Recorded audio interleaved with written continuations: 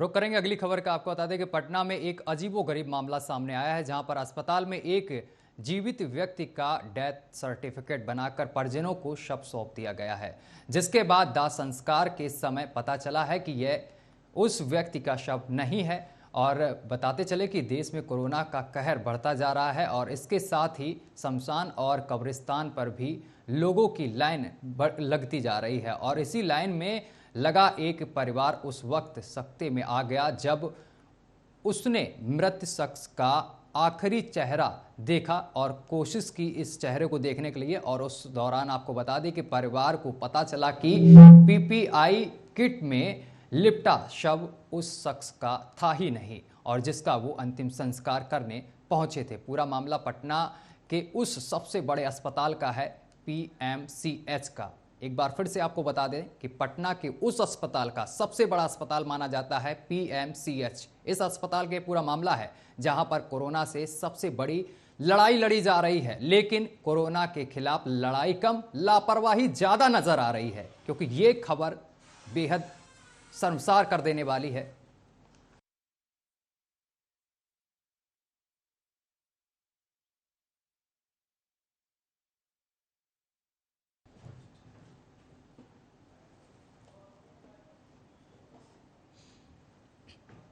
तो आपको बता दें कि इस तरीके की लापरवाही नजर आई है और इस वक्त हमारे साथ आरजेडी नेता अरुण कुमार जी जुड़ गए हैं। सर, बहुत बहुत स्वागत है आपका आर्या न्यूज पर।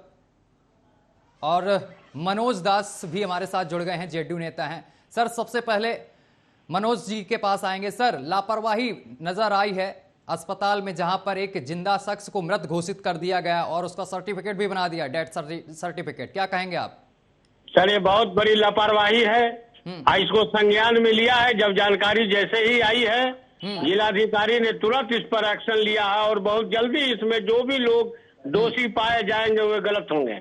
ये ऐसी घटना न घटे, इसमें कोई राजनीति नहीं होनी चाहिए। और ये एक तरह से, जिस तरह से एक जिंदे लोगों को मृत बना दिया गया अस्पताल के प्रशासन के द्वारा, ये सही है कि अस्पताल पीएमसीएच जो है वो सरकार का अंग है, लेकिन उसका अपना स्वताई संस्था भी है और वो वहाँ के सुप्रिंटेंडेंट के देख रेख में चलती है। सरकार ने इसको जैसे ही ये जानकारी मिली, उसको जिलाधिकारी महोदय को दिया है और जिलाधिकारी जी ने उस पर तुरंत एक्शन लेकर उन्होंने रिपोर्ट मांगी है और बहुत जल्द जो भी इसमें दोषी पाए जाएंगे उनके खिलाफ जो न्याय सम्मत कार्रवाई होगी वो कार्रवाई उन्हें की जाए।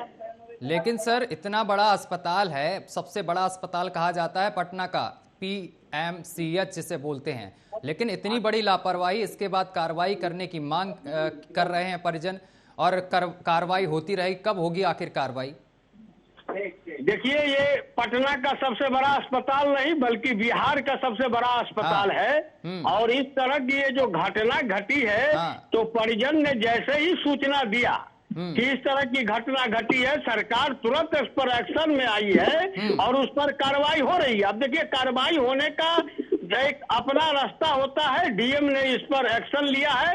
डीएम ने सुप्रिंटेंडेंट को कहा कि इसमें कौन लोग दोषी हैं उनके प्रतिवेदन देने के लिए। जहां तक मुझे जानकारी मिल रही है कि अभी सुप्रिंटेंडेंट साहब जो अधीक्षक है वो अधीक्षक उसका प्रतिवेदन लेकर संभवतः अभी डीएम के पास जा रहे हैं। उनके प्रतिवेदन में जो लोग भी दोषी पाए जाएंगे, मैं शुरू में ही कह रहा हूँ, ये घटना बिहार के लिए नहीं किसी भी अस्पताल के लिए बहुत ही दुर्भाग्यपूर्ण है। ऐसी घटना किसी भी अस्पताल के अंदर नहीं होनी चाहिए। आखिर एक जानकारी ये भी पता लगानी है कि आखिर वो व्यक्ति जो मृत था, वो मृत व्यक्ति कौन था जिसके बारे में दिया गया है, वो भी पता लगा। मुझको लग रहा है कि संभवतः आज 3 बजे सुप्रिंटेंडेंट और अस्पताल प्रशासन डीएम से इस विषय पर अपने प्रतिवेदन लेकर जा रहे हैं। ठीक है मनोज जी, हमारे साथ आरजेडी से अरुण जी भी हैं। अरुण जी, मनोज जी का कहना है कि कार्रवाई होगी, कहीं कागजी कार्रवाई तक यहीं तक तो सीमित नहीं हो जाएगी? तो मनोज जी क्या कहेंगे कि कार्रवाई नहीं होगी? अरे वो तो हर एक सवाल का जवाब एक ही देते हैं कि कार्रवाई होगी, कार्रवाई होगी। कार्रवाई सरकार आपका किस लिए है? सरकार को ऐसी व्यवस्था करनी चाहिए कि गलतियां, ऐसी वाइटल गलतियां, छोटी गलती नहीं है, ये बहुत बड़ी गलती है कि कोई जिंदा व्यक्ति को अपमान, उसका मृत सर्टिफिकेट दे दिया और बेचारा वो लाश को भी जलाने के लिए लेके चला गया। तो ये बहुत बड़ी गलती है पीएमसीएच। ऐसा कई बार पहले भी हो चुका है, लेकिन बिहार में जो है, बिहार की सरकार गहरी निंद्रा में सोई हुई रहती है। यहाँ अंधेर नगरी चौपट राजा, टके सर खाजा, टके सर भाजा वाली कहावत है। बिहार की स्थिति हो गई है। नीतीश कुमार ये सब कोई, बिहार का क्या स्थिति है, कोरोना से कितने लोग बेहाल है, कैसे लोग मर रहे हैं, इलाज नहीं हो रहा है। क्या नीतीश कुमार कभी इसका सूद ले रहे हैं? इतना साल हो गया, 1 साल हो गया, क्या व्यवस्था किया नीतीश कुमार ने? कोरोना मरीजों को इलाज के लिए 1 साल में बहुत ज्यादा व्यवस्था करनी चाहिए थी, लेकिन आज स्थिति ये है कि उससे स्थिति सुधरी नहीं है, बल्कि स्थिति और भी बिगड़ गई है। और जो हमारे एक कोरोना में जो दवा आती है रेमडेसिविर जो दवा आती है वो यहाँ मिल नहीं रही है। सरकारी न सरकार के यहाँ मिल रहा है, न प्राइवेट मिल रहा है। 55,000 75,000 का ब्लैक मार्केटिंग में ये दवा मिल रही है। तो बिहार सरकार के लोग, ये लोग क्या कहेंगे? ये लोग को आंख में पानी नहीं है। ये लोग एकदम, इनकी सरकार जो है, नीतीश कुमार की सरकार निकम्मी सरकार है, हर एक स्तर पर फेल है। स्वास्थ्य विभाग तो एकदम खत्म है। स्वास्थ्य विभाग आज से नहीं, जब चमकी बुखार आया था उस समय भी देखने को मिला था कि सरकार किस तरह लाचार और बेबस है। और पिछले साल कोरोना में भी लाचार और बेबस दिखी, उससे भी अभी नहीं सीखा। फिर कोरोना का जो दूसरी लहर आई है, ये और तगड़ा लहर है। इसको तो संभाल पाने में राज्य सरकार पूरी तरह विफल है। यह सरकार नाम की, बिहार में सरकार नाम की चीज नहीं है। मनोज जी, ये अरुण जी का जवाब दीजिए। वो कह रहे सरकार यहाँ बिल्कुल से विफल साबित हो रही है, स्वास्थ्य महकमे में भी। तो भाई पिछले कोरोना में विफल साबित हुई थी, इसलिए जनता पुनः इस सरकार को स्थापित कर दिया। अब बोलने में जिनको शर्म नहीं लग रहा है उनको क्या कहा जाए? पिछले कोरोना काल में इनका तेजस्वी यादव बैठकर दिल्ली में रंगरेलियां मना रहे थे। अब गए, तब आए, कुछ पता ही नहीं था। अब इनसे सर्टिफिकेट लेने की हमको जरूरत नहीं है। कोरोना काल में जो हमने किया उसको पूरा देश देखा, इसीलिए पूरे देश में बिहार को सर्वोच्च स्थान मिला। इसलिए हम लोगों को कहावत है कि अपना काम करना है, बताना नहीं है। और कुत्ता भूखे 1000 हाथी चलो बाजार। हम अच्छा काम कर रहे हैं तो हम फिर सत्ता में आ रहे हैं। हम लोगों को देख रहे हैं तो आ रहे हैं। और ये तो अभी तो आ रहे हैं कि इससे पहले और भी घटना घटी है। इन 15 वर्षों के कार्यकाल में एक गलत लोगों को अगर मिल सर्टिफिकेट किसी को दे दिया गया हो, उसका ये नाम बता दे, हम लोग राजनीति छोड़ देंगे। बच्चों वाली बात हम लोग नहीं करते हैं। और ये हॉस्पिटल के प्रशासन ने किसी को दे दिया, अब इसमें मुख्यमंत्री दोषी हो गए क्या? उसमें कोई दोषी क्या हो गए? जो दोषी हो गया उसकी सुनवाई होगी। अब कब पर कार्रवाई हुआ, किस तक कार्रवाई नहीं हुआ? कौन सा ऐसा कांड है जिसमें गिरफ्तार नहीं हुए?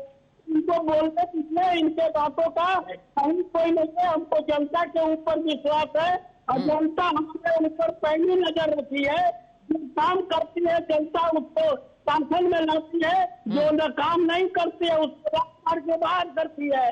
15 बरस से मार दिए है, ये अपने खुद इसको समझे।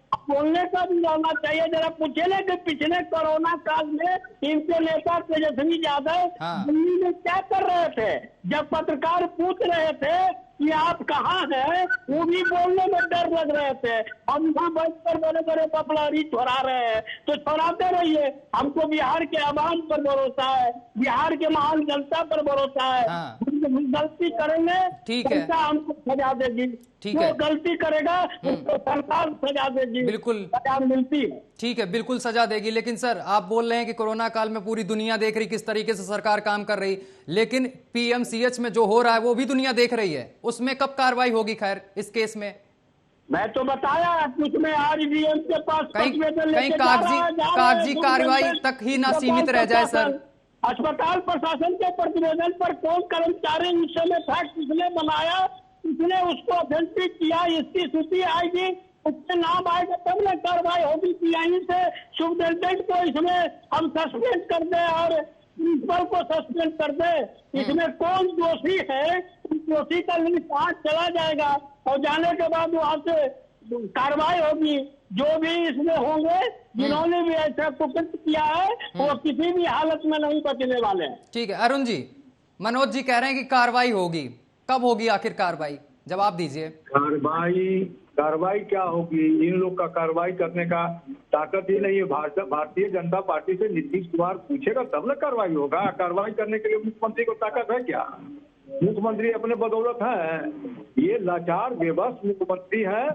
ये कार्रवाई किसी पर करने के लिए हाथ जोड़ेंगे, जाकर के बीजेपी के नेताओं के पास, आरएसएस के नेताओं के पास कि सर कार्रवाई करने का आदेश दीजिए, तो वहां से हरियर झंडी मिलेगा इनको कार्रवाई करने के लिए, तब न करेंगे। मुख्यमंत्री का क्या मतलब होता है?